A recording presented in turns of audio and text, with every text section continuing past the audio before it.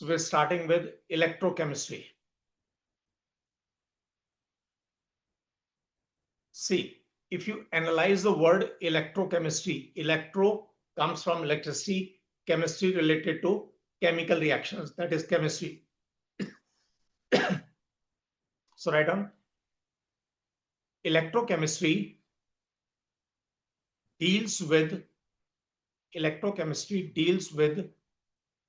the interaction between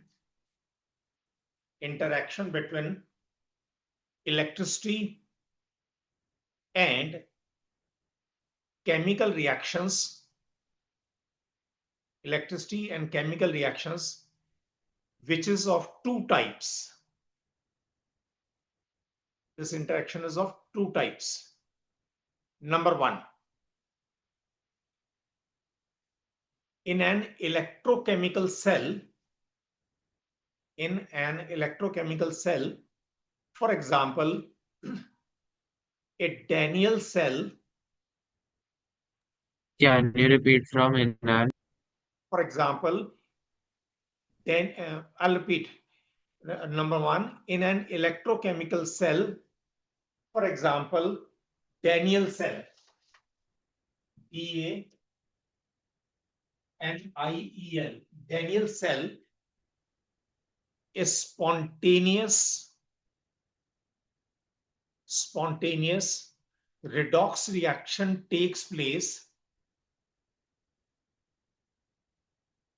and energy released is directly converted into electricity.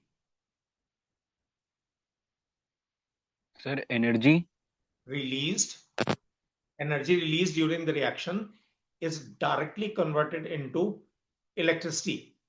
See, any type of cell which you're using, whether you're using in the remote or you're using a battery in the car, a chemical reaction takes place and the energy of the reaction is directly converted into electricity, right? That's what you have written in short here. That is, a chemical reaction produces electricity.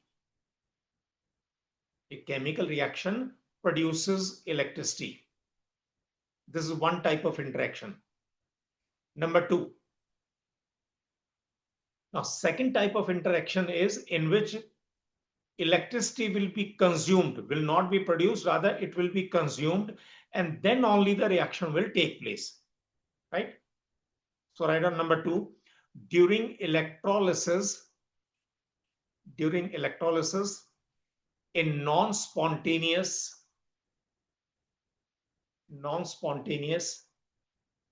chemical reaction takes place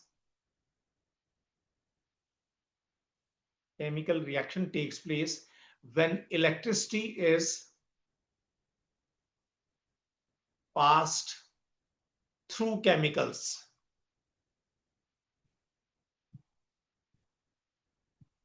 That is, a chemical reaction takes place with the consumption of electricity.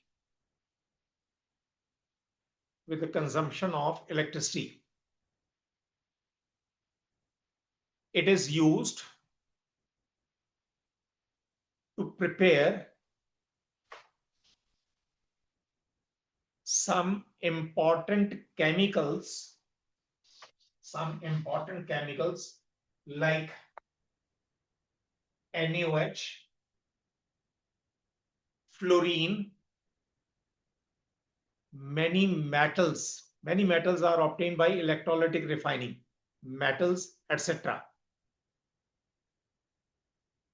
Today will be the introductory part, but very important introductory part of the chapter. Next paragraph. On the basis of conductivity, substances can be classified as follows. Very simple classification, noted down from the board.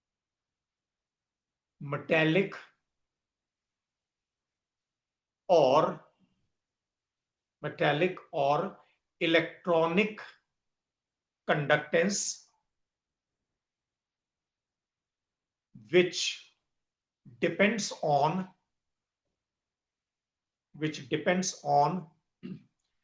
now there are four factors on which conductivity of a metal depends. So depends on number one, nature, that is electropositivity of the metal. Electropositivity of the metal.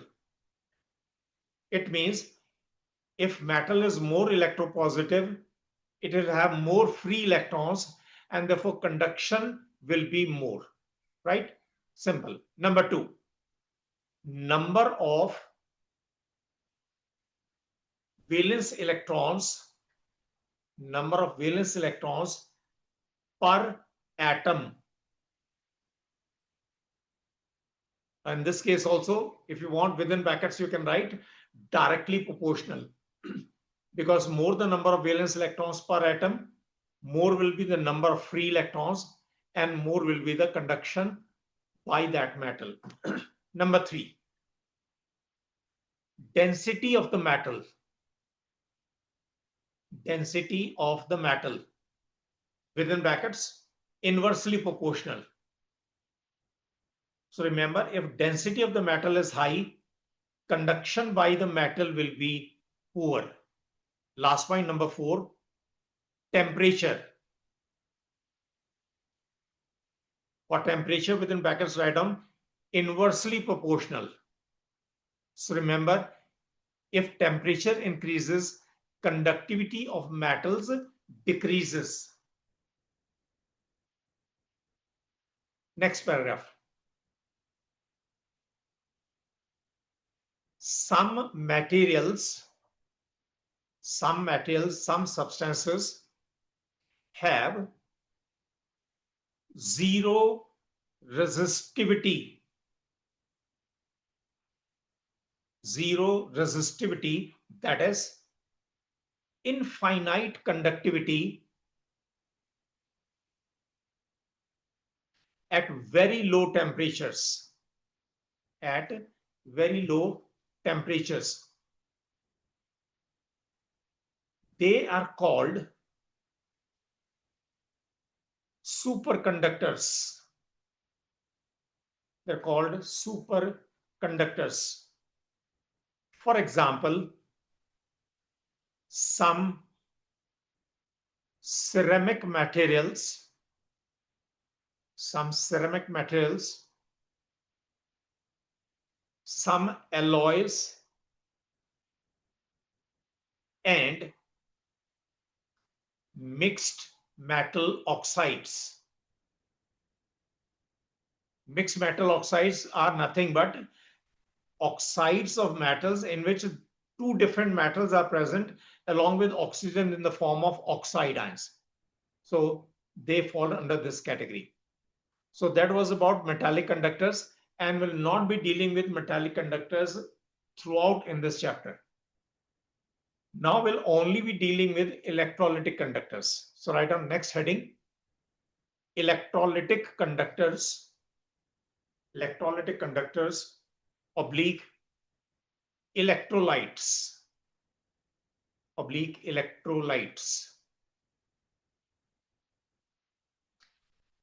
These are the compounds.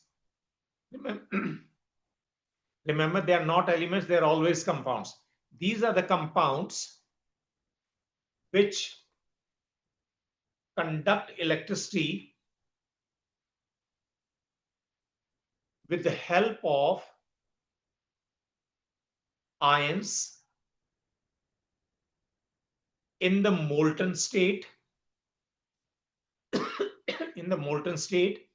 or in the form of aqueous solution,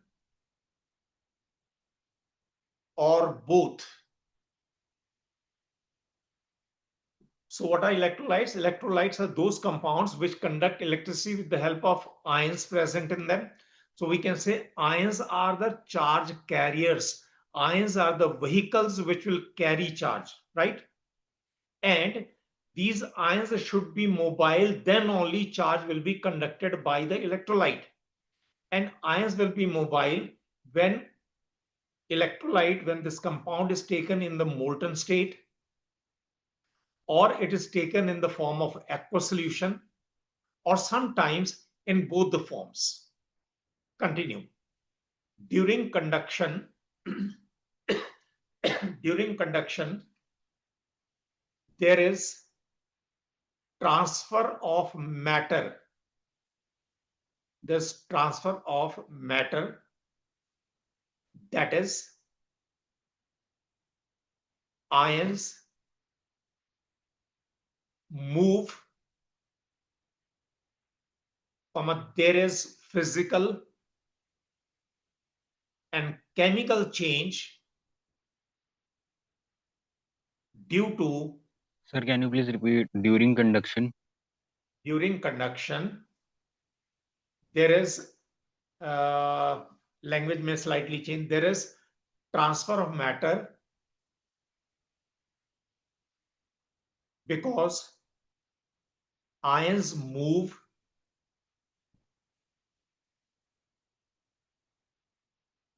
there is physical and chemical change due to oxidation and reduction.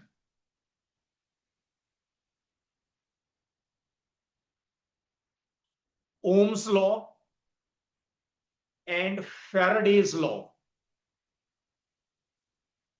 are obeyed. Ohm's law as well as Faraday's law both are obeyed. For example, NaCl, sodium chloride, Na2SO4, sodium sulfate, acetic acid, etc.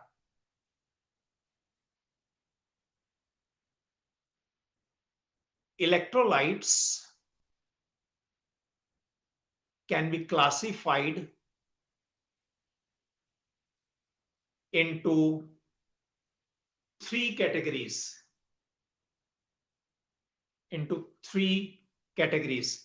So far in 11th standard, you have studied about two categories, that is weak and strong electrolytes. We'll be introducing one more type of electrolytes. Okay, number one, strong electrolytes are those which ionize completely or almost completely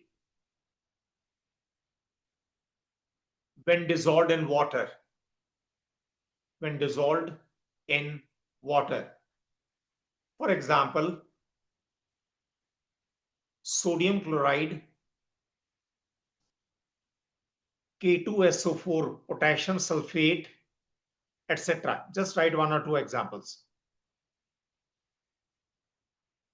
Number two, weak electrolytes. Weak electrolytes that are those which ionize partially when dissolved in water.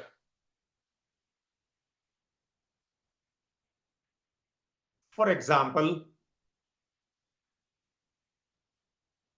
acetic acid, in fact, any carboxylic acid, acetic acid, ammonium hydroxide, H2CO3, carbonic acid, CO2 dissolved in water, etc. Third category, potential electrolytes. Potential electrolytes. Now listen carefully before I dictate. You studied the structure of HCl in 11th standard. HCl is a gas in pure state, and there's a covalent bond between hydrogen and chlorine, although this bond is a highly polar covalent bond. Right? At room temperature, HCl is a gas in pure state. If we decrease temperature, if we increase pressure, we can convert HCl gas into liquid form. This liquid form of HCl is molten HCl, right? But in the molten state, that is in the liquid form of HCl, and liquid form does not mean HCl gas dissolved in water, right? In the molten form, HCl molecule remain intact, bond between H and Cl does not break. Since bond does not break, it means H plus and Cl minus ions are not formed. And if ions are not formed, it will be a bad conductor of electricity in the molten state. But when HCl gas is dissolved in water, it will ionize to give ions. It means HCl gas is a good conductor of electricity only when dissolved in water. Otherwise, in the molten state, in the liquid state, it's a bad conductor of electricity. This comes under the category of potential electrolyte. Pardon, potential electrolytes are those which ionize and are good conductors in the form of aqueous solution,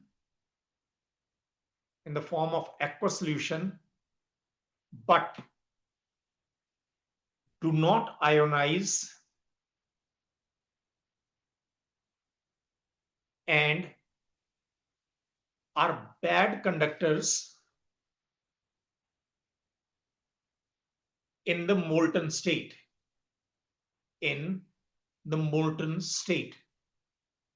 For example, HCl. It's better you write HCl gas, right? Hydrogen chloride. Next topic. We should be able to finish introductory part today, which will be very important for further understanding. Write on the heading, conductance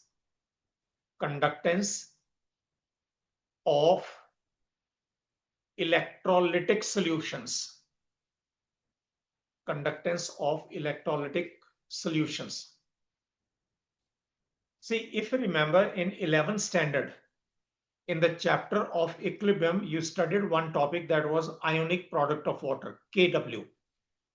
Value of Kw is 10 to the power minus 14 mole square per liter square at 25 degrees centigrade. It means in pure water, concentration of H plus and OH minus ions is 10 raised to the power minus 7 mole per liter each. That is, the concentration of ions is very, very low. And due to very low concentration of ions in pure water, conductivity of pure water is negligible. Now, if we dissolve some electrolyte, let us say we dissolve sodium chloride in it, conductivity of the solution will be very high compared to the conductivity of pure water. Why? Because ions provided by the electrolyte will conduct electricity. Since conduction will be due to the ions provided by the electrolyte, this will be called electrolytic conductance, or it is called ionic conductance. Right on. In pure water, concentration of H plus and OH minus ions is 10 raised to the power minus 7 mole per liter each at 25 degrees centigrade.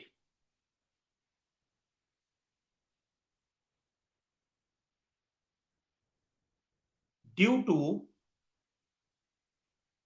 such a low concentration of ions, conductivity of pure water is very low.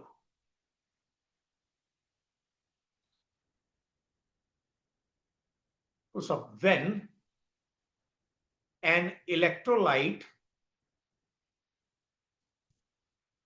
is dissolved in water, it ionizes and ions formed increase conductivity.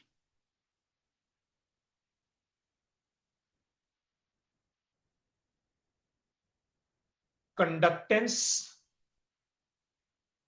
of electricity by ions is called electrolytic or ionic conductance. Electrolytic or ionic conductance.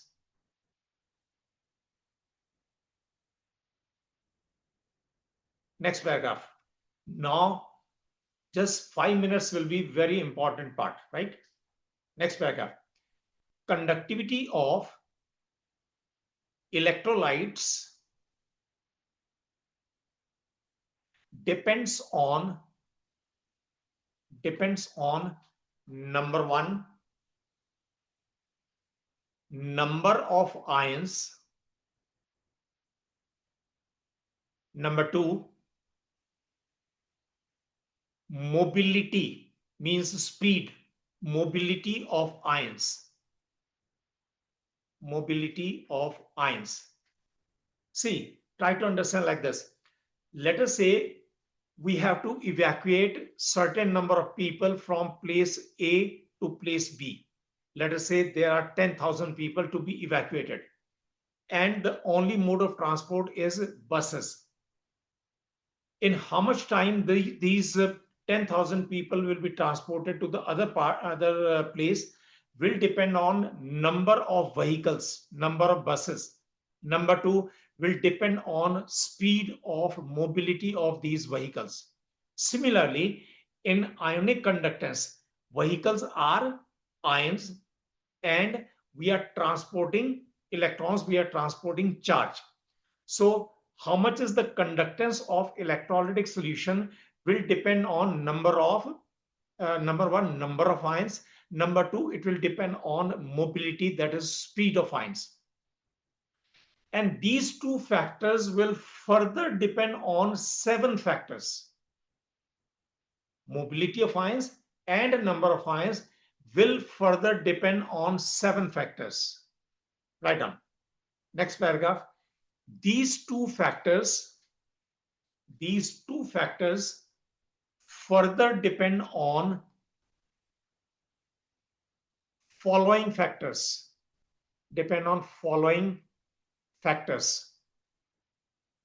Number one, we have to take just in short, no details. Number one, nature of electrolyte. Within brackets, write down strong or weak. Rest you should be able to understand that if the electrolyte is strong, ionization will be more, number of ions will be more, and therefore conductivity will be more. If it is weak, ionization will be less, number of ions will be less, conductivity will be less. Number two, size of ions. Within brackets, write down inversely proportional. Because if ions are bigger in size, their mobility, their speed will be less. Number three, concentration of electrolytic solution. Now for this, within brackets, write down see later. We'll discuss this part in detail later in this very chapter, and that will be something very important.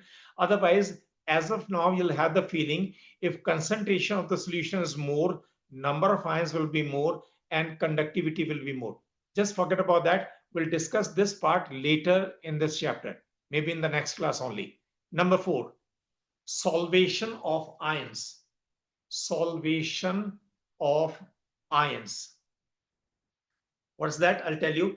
First of all, within brackets, write down inversely proportional. Inversely proportional. See, what is solvation? Solvation is nothing but formation of a cover of solvent around a solute particle. I'll repeat, formation of a cover of solvent molecules around any solute particle is called solvation. And if solvent is water, solvation is called hydration. Naturally, if solvation is more, ion will be more and more loaded. It will become heavy, its mobility will decrease, and therefore conductivity will decrease. Next, number 5, nature of solvent. Nature of solvent. Within brackets, polar, oblique, non-polar. Polar, oblique, non-polar. Now, what does it mean?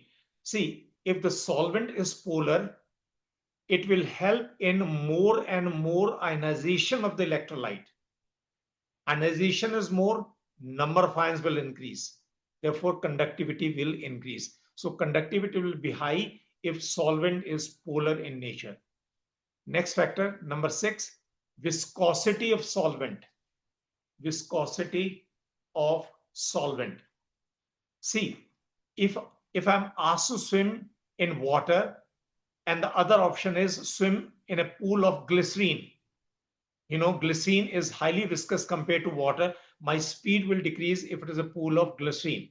So more the viscosity, less is the mobility of ions, and lower will be the conductivity. So within brackets, write down inversely proportional. Inversely proportional. Last factor, temperature. Temperature. Write down directly proportional. Directly proportional. But remember one thing, effect of temperature in metallic conductors is inversely proportional, whereas in electrolytic conductors, conductivity increases with increase in temperature. Right? So that's all about today's class. You can log out.